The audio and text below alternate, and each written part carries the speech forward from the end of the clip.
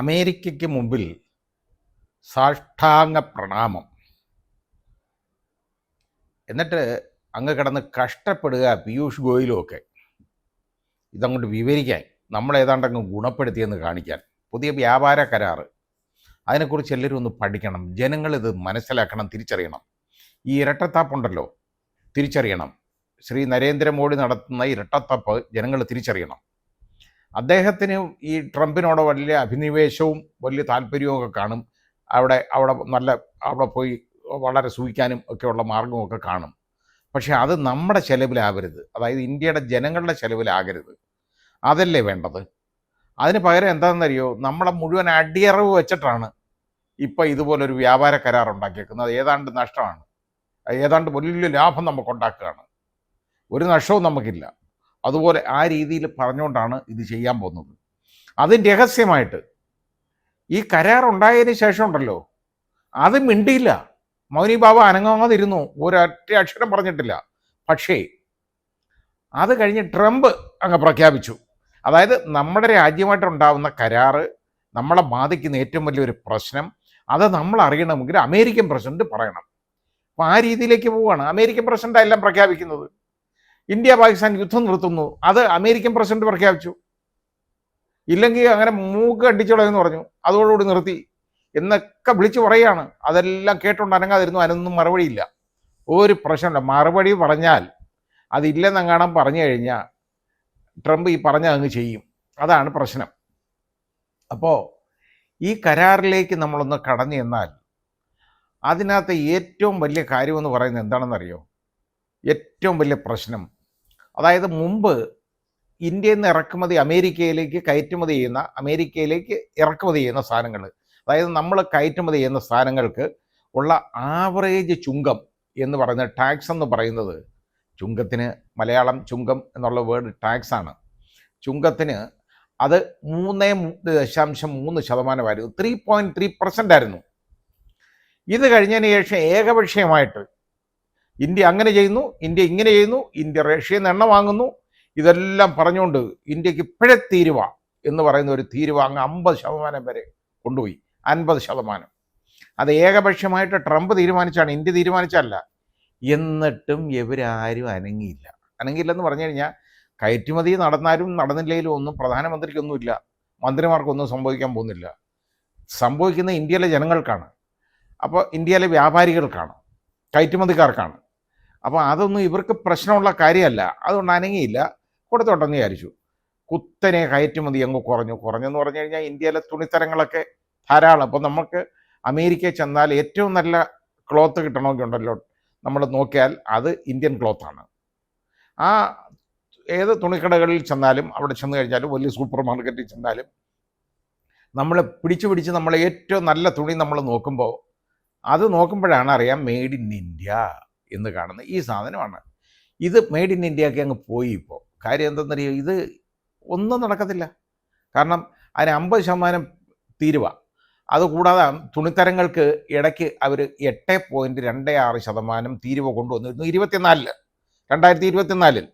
അപ്പോൾ ഈ 50% ഈ തീരുവ അധിക ചുങ്കവും ഇത്, അതായത് പെനാൽറ്റിയാണ്. നമുക്ക് ഇന്ത്യക്ക് പെനാൽറ്റി അടിക്കുകയാണ് അവർ.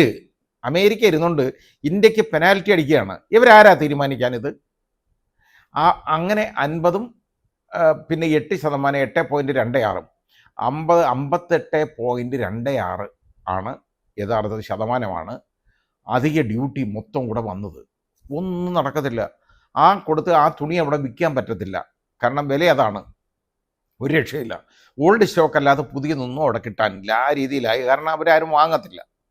അതുപോലെ തന്നെയാണ് മറ്റ് പല സാധനങ്ങൾക്കും. അതായത് നമ്മുടെ സമുദ്രോൽപ്പന്നങ്ങൾക്ക്, ഇപ്പോൾ പ്രോൺസൊക്കെ ധാരാളം പ്രോൺസ് കയറ്റി അയച്ചുകൊണ്ടിരുന്ന അമേരിക്കയിലാണ്. പക്ഷേ പ്രോൺസ് ഒന്നും അവർക്ക് വാങ്ങിക്കാൻ ഒക്കത്തില്ല അമേരിക്കയിൽ. കാരണം ഗണ്യമായിട്ട് അതിൻ്റെ വില വർദ്ധിച്ചേക്കാണ്. ആ രീതിയിൽ ഇത്രയും ആയി കഴിഞ്ഞപ്പോൾ എന്നിട്ടും ഇവരാരും ഒന്നും അനങ്ങുന്നില്ല, ഒരു പ്രശ്നമില്ലാതെ പോയിക്കൊണ്ടിരുന്നു. എന്നിട്ട് അമേരിക്കയിൽ നിന്ന് ഇങ്ങോട്ട് വരുന്ന ഉൽപ്പന്നങ്ങൾക്ക് യഥാർത്ഥത്തിൽ നേരത്തെ 17% നമ്മുടെ ടാക്സ് ഇറക്കുമതി, അതായത് അമേരിക്ക എന്നുള്ള ഇറക്കുമതി തീരുവ, അവരുടെ അമേരിക്കൻ കയറ്റുമതിക്ക് ഉള്ള തീരുവ നമ്മൾ ഇട്ടിരുന്നത് 17% അവർ സമ്മതിച്ചിരുന്നതാണ്. കാരണം എന്താണെന്നറിയോ, ദരിദ്ര രാജ്യങ്ങളും സമ്പന്ന രാജ്യവും തമ്മിലുള്ള ഒരു കച്ചവടമായിട്ടാണ്, വ്യാപാരമായിട്ടാണ് ഇതിനെ നേരത്തെ കരുതിയിരുന്നത്. അങ്ങനെ ദരിദ്ര രാജ്യങ്ങളുമായിട്ടുള്ളത് വരുമ്പോൾ ദരിദ്ര രാജ്യത്തേക്ക് ഇറക്കുമതി ചെയ്യുന്നതിന് ഉള്ള ചുങ്കം എന്ന് പറയുന്നത് 17%, കയറ്റുമതിയുടേത് വെറും 3.3% മാത്രമായിരുന്നു. ഇനി ഇപ്പം എന്താ സംഭവിച്ചേക്കുന്നത്? ഇന്ത്യയിൽ നിന്നിലേക്ക് അമേരിക്കയിൽ നിന്ന് ഇറക്കുമതി ചെയ്യുന്ന ഉൽപ്പന്നങ്ങൾക്ക് 0%. 17% ഉണ്ടായിരുന്ന സ്ഥലത്താണ് നമുക്ക് എന്ത് ലാഭമാണെന്ന് ആലോചിച്ച് നോക്കിയുള്ളൂ. 17% അവന്മാരുടെ സാധനങ്ങൾ വാങ്ങിച്ച് നമ്മൾ തിന്നായി.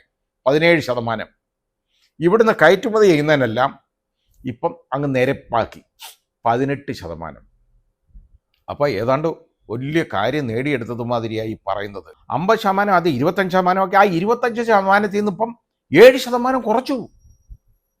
അതായത് 3.3% ഉണ്ടായിരുന്ന സ്ഥലത്താണ് ഈ 25% കൊണ്ട് ഒപ്പിച്ചത്. എന്നിട്ട് അതിൽ നിന്ന് 18% ആക്കിയെന്ന് 7%. എന്ത് കാര്യമാണെന്നറിയോ? ആ 7% കുറയ്ക്കുമ്പോൾ അമേരിക്കയുടെ തീരുവ അമേരിക്ക തരേണ്ടത് 17% എന്നുള്ളത് 0 ഇതാണ് നമ്മുടെ ഈ വ്യാപാര കരാർ. ഇതാർക്കാ നേട്ടം? ഇതുകൊണ്ട് ചിന്തിക്കണം. കാരണം ഏത് രാജ്യമായിട്ടുള്ള ബിസിനസ് ആണെങ്കിലും ലാഭം അമേരിക്കയ്ക്ക് വേണം എന്നുള്ളതാണ് ട്രംപിൻ്റെ നയം. അയാൾ ലാഭം ഉണ്ടായിക്കോട്ടെ, നമ്മൾ കച്ചവടം ചെയ്യാതിരുന്നാൽ മതിയല്ലോ. യൂറോപ്യൻ യൂണിയനുമായിട്ടുള്ള കരാർ വന്നതുകൊണ്ട് മാത്രമാണ് യഥാർത്ഥത്തിൽ ഇയാൾ ഈ 18% പോലും ആക്കിയത്. അല്ലെങ്കിൽ അതും ആക്കത്തില്ല. എന്നിട്ട് വരട്ടി. ഇനി ഇതൊന്നുമല്ല ഇതിനകത്തെ. അതായത് നമ്മുടെ ഐഡൻറ്റിറ്റി, അഭിമാനത്തിന് അന്തസ്സിന് ക്ഷതമേൽപ്പിക്കുന്ന ഒരു വലിയ ഒരു ഇടപാട് അതിനകത്ത് കയറ്റി വെച്ചു. അതും ഇവർ മൗനമായിട്ടിരിക്കുക. ഇന്ത്യ ഗവൺമെൻറ് ചോദിച്ചാൽ അതിന് ഉത്തരവില്ല. അതായത് US നിന്ന് എണ്ണ വാങ്ങിച്ചോട്ടെ, വെനസ്വേല എണ്ണ US എടുത്തിട്ട് അത് നമുക്ക് തരും, ആയിക്കോട്ടെ. അത് മിക്കവാറും റഷ്യയുടെ നിരക്ക് തരുമായിരിക്കുന്നു എന്ന് പറഞ്ഞാൽ ഉറപ്പില്ല, നിരക്കതായിരിക്കുന്നു. അവൻ ചോദിക്കുന്ന വില കൊടുക്കണം അതിന്. അപ്പം ഇതും കഴിഞ്ഞതിന് ശേഷം ഇപ്പം എന്താ സംഭവം? അതിന് റഷ്യയിൽ നിന്ന് ഇന്ത്യ എണ്ണ വാങ്ങില്ല. ഇത് നമ്മുടെ അന്തസ്സിനെ അഭിമാനത്തിനെ ഹനിക്കുന്ന ഒന്നല്ലേ? എത്രയോ വർഷങ്ങളുമായിട്ടുള്ള ബന്ധമാണ് ഇന്ത്യയും റഷ്യയും തമ്മിലുള്ള ബന്ധം എന്ന് പറയുന്നത്. വളരെ ഊഷ്മളമായ ബന്ധമാണ്. അമേരിക്കയുമായിട്ടൊക്കെ ഉള്ള ബന്ധം പോലല്ല. അത് നമ്മുടെ ശ്രീ നരേന്ദ്രമോദി വന്നതിന് ശേഷമാണ് അമേരിക്കയുമായിട്ടുള്ള വലിയ ബന്ധമൊക്കെ ഉണ്ടാകുന്നത്. അതിനു മുമ്പ് നമ്മൾ അവരുമായിട്ട് വളരെ സൂക്ഷിച്ച് ഇടപെടത്തുള്ളായിരുന്നു അമേരിക്കയായിട്ട്. ഇത് കയറി അങ്ങ് കെട്ടിപ്പിടിച്ച് അതായി അയാൾക്ക് വോട്ട് പിടിക്കാൻ വരെ നടന്ന നമ്മുടെ പ്രധാനമന്ത്രി ഇപ്പം ചെയ്തേക്കുന്ന അടിയറവ് പറഞ്ഞേക്കാണ്. അതായത് റഷ്യയിൽ നിന്ന് എണ്ണ വാങ്ങില്ല എന്ന് അയാൾ ഇതങ്ങ് തീരുമാനിച്ചു, ഇന്ത്യ. എന്നിട്ട് ഇന്ത്യ മിണ്ടുന്നില്ല. അത് പുറത്ത് പറയാൻ ഉള്ള ഒരു വൈക്ലഭ്യം. അതാണ് കാര്യം. നമ്മുടെ അന്തസ്സിനെ മുഴുവൻ ഹരിക്കുന്നതല്ലേ? ഇന്ത്യയുടെ അഭിമാനത്തിനെ അടിയറവ് വെച്ചതല്ലേ? നമ്മുടെ രാജ്യത്തിൻ്റെ പരമാധികാരത്തെ അടിയറവ് വെച്ചതല്ലേ?